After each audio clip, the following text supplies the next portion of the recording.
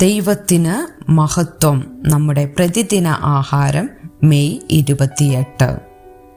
ഇടുക്കുവാതിൽ cafe. ഇടുക്കുവാതിലിലൂടെ കടപ്പാൻ പോരാടുവിൻ. ലൂക്കോസിന്റെ സുവിശേഷം 13-ാം അധ്യായം 24-ാം വാക്യം. ആ ഇടുക്കുവാതിൽ കഫേ കണ്ടെത്തി പ്രവേശിക്കുന്നവരെ എല്ലാത്തരം രുചികരമായ ഭക്ഷണങ്ങളും കാത്തിരിക്കുന്നു. തായ്വാൻ നഗരമായ തൈയാനിൽ സ്ഥിതി ചെയ്യുന്ന ഈ കഫേ അക്ഷരാർത്ഥത്തിൽ മതിലിലെ ഒരു ദ്വാരമാണ്.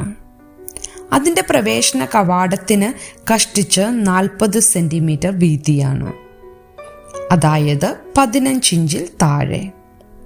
ഒരു ശരാശരി വ്യക്തിക്ക് ഇതിൽ കൂടി ഞെരുങ്ങി മാത്രമേ അകത്ത് കടക്കുവാൻ കഴിയൂ. ഇത്രത്തോളം വെല്ലുവിളി ഉണ്ടായിരുന്നിട്ടും ഈ പ്രത്യേക കഫേ വലിയ ജനക്കൂട്ടത്തെ ആകർഷിച്ചു.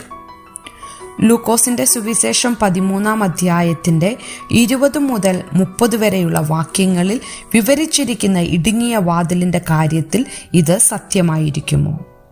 ആരോ യേശുവിനോട് ചോദിച്ചു, കർത്താവെ, രക്ഷിക്കപ്പെടുന്നവർ ചുരുക്കമോ?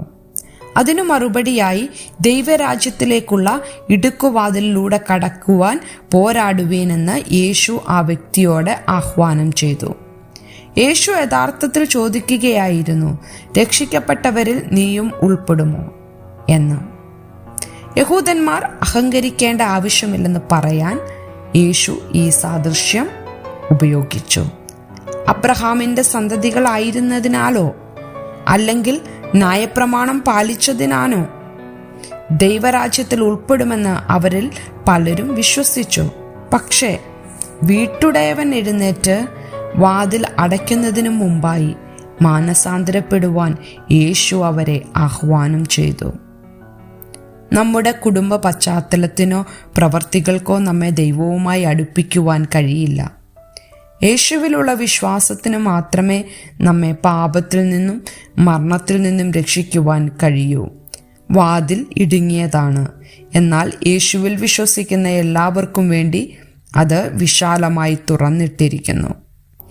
തൻ്റെ രാജ്യത്തിലേക്കുള്ള ഇടുങ്ങിയ വാതിലിലൂടെ പ്രവേശിക്കാനുള്ള അവസരം പ്രയോജനപ്പെടുത്താൻ ഇന്ന് ദൈവം നമ്മെ ക്ഷണിക്കുന്നു. ചിന്തിക്കുക, ഇടുങ്ങിയ വാതിലിലൂടെ നിങ്ങൾ പ്രവേശിക്കുകയും യേശുവിനോടൊപ്പം നിത്യജീവൻ ഉറപ്പാക്കുകയും ചെയ്യുന്നത് എങ്ങനെ?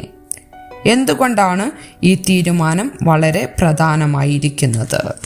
ദൈവത്തിന് മഹത്വം.